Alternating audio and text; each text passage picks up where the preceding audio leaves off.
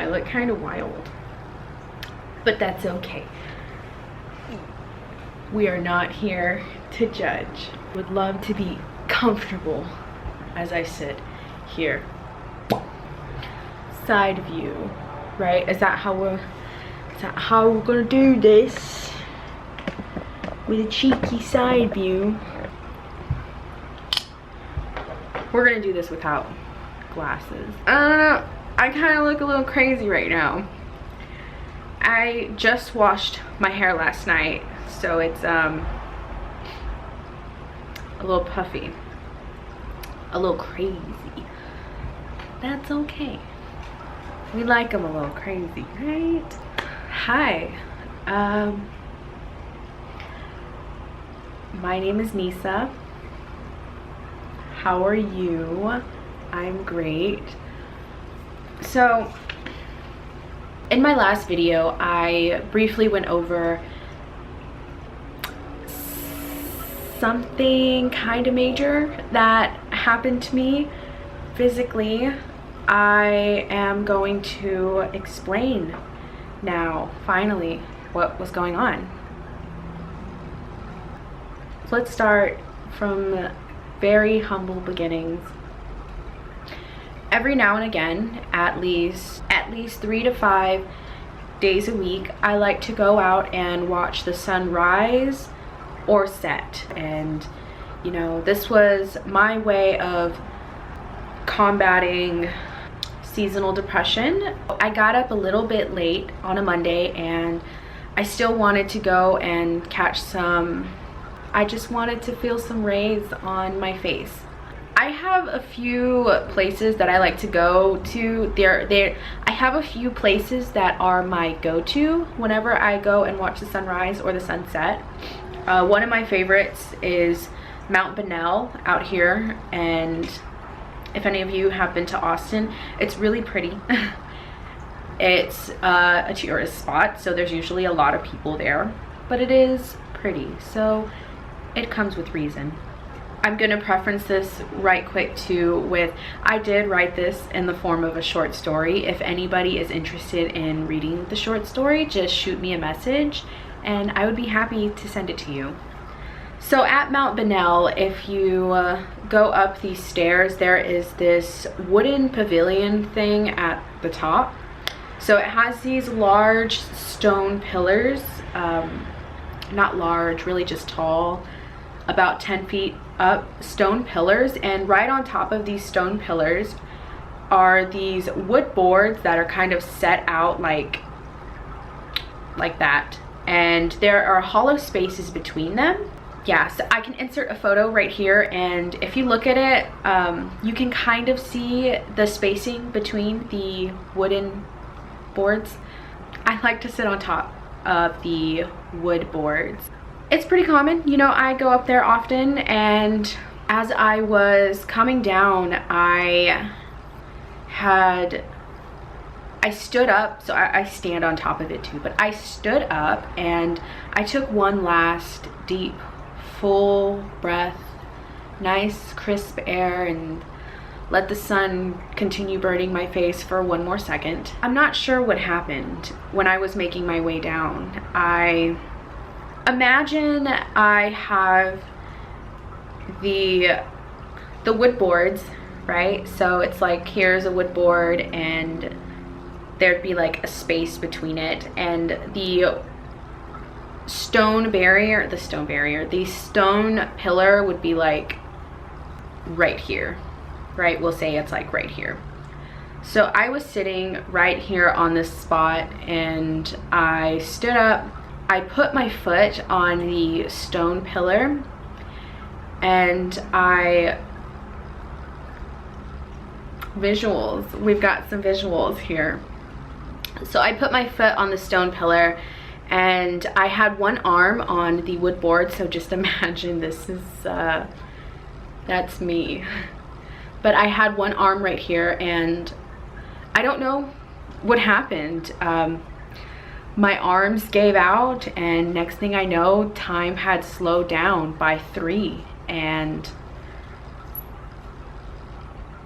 I remember leaving my body for a second and watching my eyes widen.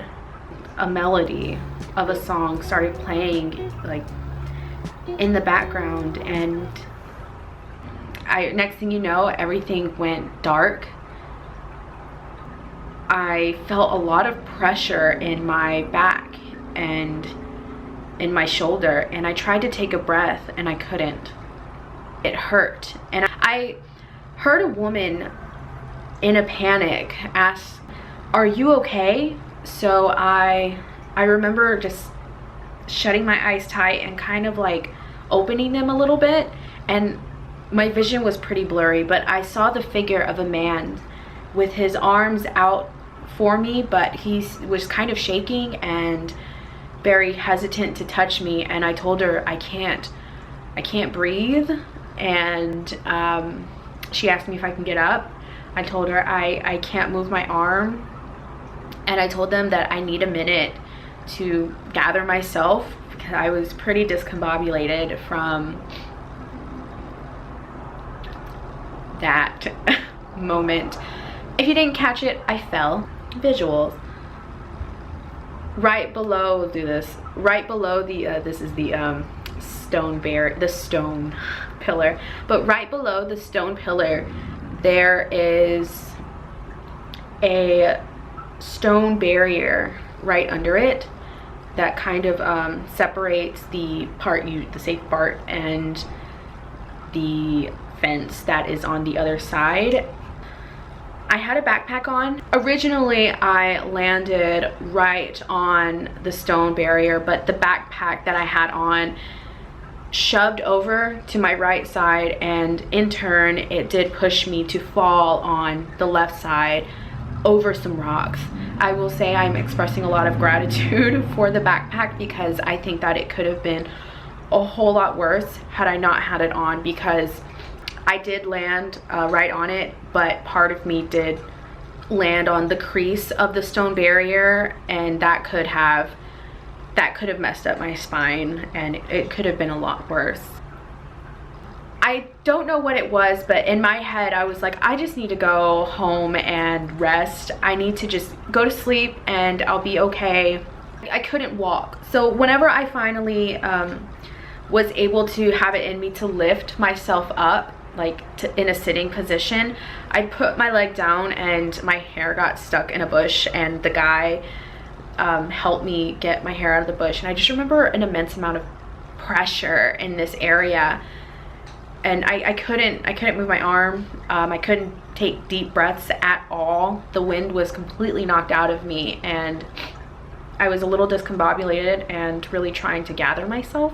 As soon as I was able to get over the stone barrier, I turned around, I thanked them for their time and for helping me, and I limped over to my car. I thought to myself, I just need to go home, I just need to rest, and I'll feel better. The drive home, every bump, crack, and turn, and even just stopping became more and more laborious. It hurt. It felt like someone was twisting daggers into my chest, and on top of that, I started getting into a little bit of a panic, which, you know, mentally putting pressure on my body that's already experiencing physical pain just kind of added on. So it took some time. It felt like forever, but I finally made it home. As soon as I pulled into a parking spot, I started thinking, you know, what if this is actually a lot more severe than what I think it is? What if there's internal bleeding? And I also just was dreading the thought of having to walk up the stairs. I called my mom. My mom is actually the one that convinced me to go to the ER. I hung up with her, and so I called Eric. He did take me to the hospital, but here's the fun part. I don't have health insurance. I really didn't think that I needed to go to an ER. So we went to a clinic. I was still limping, but it wasn't as bad as it was. I didn't really start to acknowledge the physical pain until I got to the clinic, and I was telling them that I was limping and I had pants on. So they gave me some disposable shorts so that they can look at my leg. Changing from pants to those shorts it hurt a lot. The physical pain I was feeling, I think, was induced because I was also experiencing so much anxiety from being in there. I finally got the shorts on. They came back in to check on me, and I couldn't lift my shoulder at all, and I couldn't take deep breaths. And based on that, she left and she came back and she told me that she recommends that I go to an ER because it could be more severe than what they can handle there. Was discharged from the clinic, and before we went to the ER, we took a snack break at Juiceland. Then we went to the ER. I was there for a lot of it. They injected me with some x-rays and a tetanus shot. Turns out I had some pretty severe bruising. I had bruised my hand like all right here. I can't really like, I had bruising right here. If you saw the last video, you could like see just how crazy looking it was. I've got some battle scars. Isn't that fun? It's pretty wild. Tetanus shot left a wild bruise. I mean, I had a bruise on my ribs. That's it, everyone. Although I was in a lot of physical pain, I couldn't help but express so much gratitude. Like even now, I'm so grateful that I've had this experience, and it's brought out so many good things for me, and I want to share them with anybody that's having trouble trying to figure out a positive outlet for something traumatic or dramatic that has happened to them. It's launched an idea for me for a video series called Auspicious Beginnings. Auspicious Beginnings is going to begin with my healing process, and I'm going to be talking over, you know, how I was feeling that day and, you know, my perspective and everything. I did have to wait before I could start the series until I was able to talk comfortably, but now it doesn't hurt as much, and I'm really excited to share this new journey with you guys, and I hope y'all enjoy. I kind of look like a little boy.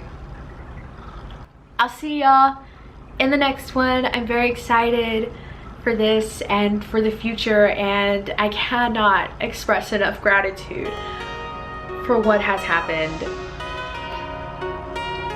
It's maddening how beautiful this is. Okay, I'm done. Nisa out. Peace.